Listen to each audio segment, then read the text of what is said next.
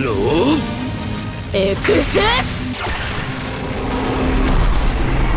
Ayas! Back in the early 2000s, when you first approached the anime industry and was barely touching the tip of the iceberg, you might have come across some great anime fights that made you think, what? Is this the potential of great anime? It might be the fight between Naruto and this guy with family issues, or any fight in Dragon Ball that made you go Kamehameha in your house and earned a slap from your mom, or that fight in the Bleach movie with 120 frames per second. But then you might have come across a series named Fate Zero, or No Kyuokai, or Fate, The Perfect Wedding, or the infamous title Budget Slayer. While watching these anime, you must surely have realized what great animation looks like, so this video is an eye-opener to all new and old weebs about what Studio Ufotable is and the best anime series done by Studio Ufotable.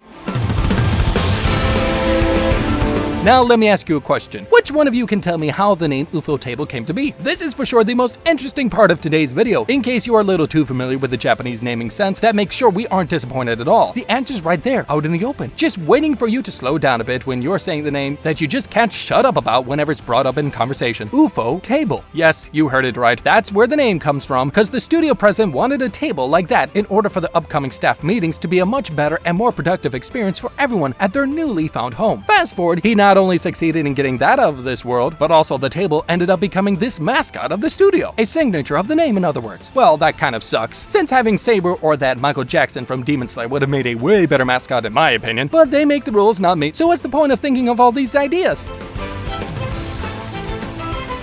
Once again, I present to my attentive viewers a question. Wait, you're paying attention, right? Can you guess the first anime Ufotable put out? I'm pretty sure that we have the Fate universe spamming everywhere around us, but unfortunately, that's not the right answer. The very first title that the studio was responsible for was in fact a name not a lot of you would even be familiar with. Night Hunters. More specifically, the sequel, Night Hunters Eternity. An anime about assassins. Giving that Killer 47 a run for his money in no time was in fact the first title that the studio was responsible for. And don't worry, it isn't that bad. Sure, it wasn't that breathtaking like the big dogs of the studio is praised for today, but it wasn't a show you could call out for not having that much effort put into it.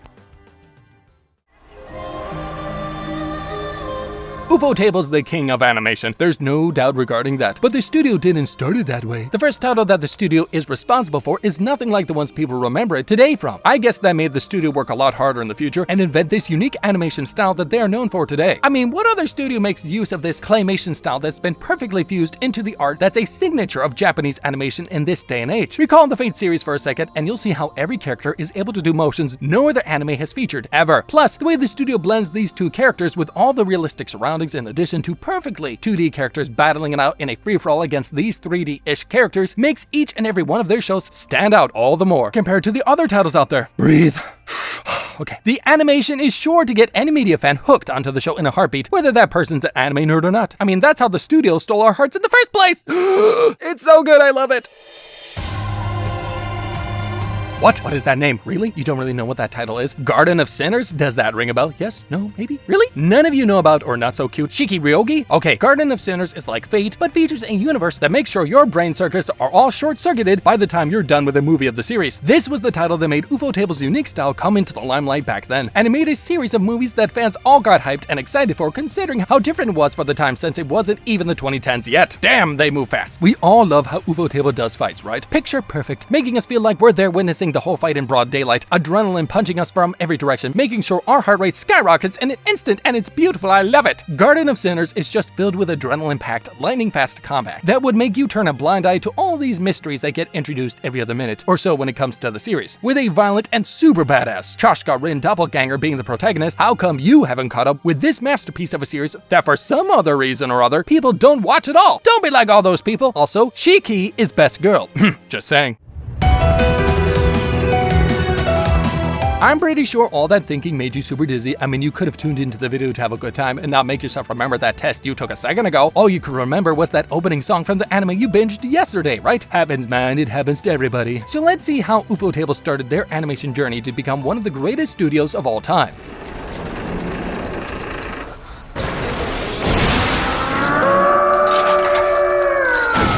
The Fate series, starting from the 2011 classic Fate Zero, man, was this holy grail war between the masters and the servants one of a kind. Since the wars we've been seeing in anime lacked a lot more than just good battles in my opinion. We got Iskander, Gilgamesh, and Saber fighting their hardest to display their heroic chivalry to these masters, who happened to be in a class of their own. Well, that was super confusing, but by that phrase I only meant Kiritsugu and Kodamine Kire, but if the word master only brought two of them to your head, so I don't think that needed any clarification.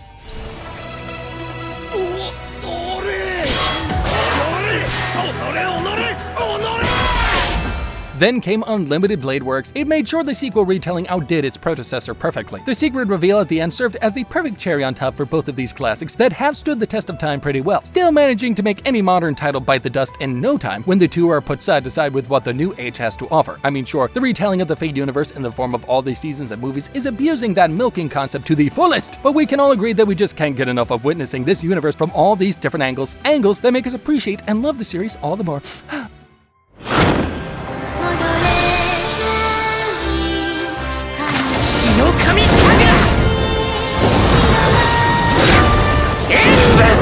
Demon Slayer. Just when the wait for the Fate follow-up movies was ready to kill us all with its might, Ufotable sure heard the cries of its fans and brought to the screen probably the biggest anime of the latter half of the decade, that anime being Demon Slayer itself. With Shonen Jump, Lisa, and Ufotable on board on the same project, not even Satan can make the show look even a bit bad, since each and every one of these legends is too good at what they do. They're just too good. With the very first episode making sure it wastes no time and amasses an audience that just won't go down by even a single fan in the upcoming months, Demon Slayer didn't let us down even a bit and only got better and better, finally becoming able to break the internet with that iconic episode making the perfect animation music mashup come to life. Studio Ufotable had won our hearts already, and that was the perfect way to seal the deal, marking the show as one that would stay with us as a memory we wouldn't ever be able to forget.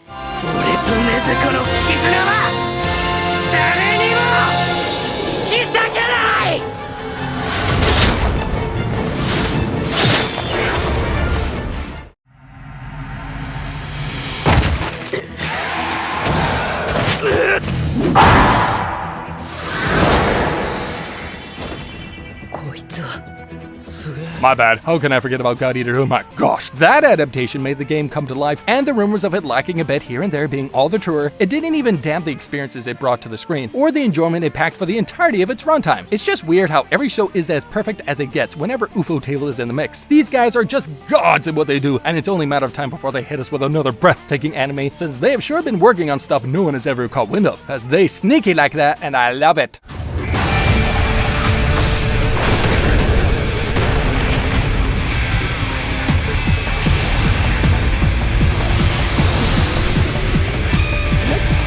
Finally, let's stop with the anime that gave us all the feels. By disrobing Sakura, just kidding. Because if that fight between Hercules and Saber Alter didn't turn you on, then you should really stop watching anime. No, I'm serious. The Heaven's Feel movie trilogy is the peak quality of animation. Trust me, not even Demon Slayer can beat this one. If Michael Bay watched the Fate series, he'd be drooling on the floor. If Avengers Endgame is peak Hollywood, then Heaven's Feel is peak anime. The visual quality, oh my gosh. Sorry, I can't explain. I can already hear some animator crying in the distance. It's so good. And finally, there's the good old Demon Slayer movie. I'm sure there's no need to mention that because everyone and their mother talks about how the Demon Slayer managed to replace the Doom Slayer in terms of killing monsters. So that's the long journey of Studio Ufotable. You can really see how a table came a long way after being a table. Anyways, that's it for today. Make sure to subscribe for more content like this, and I'll see you all in the next video.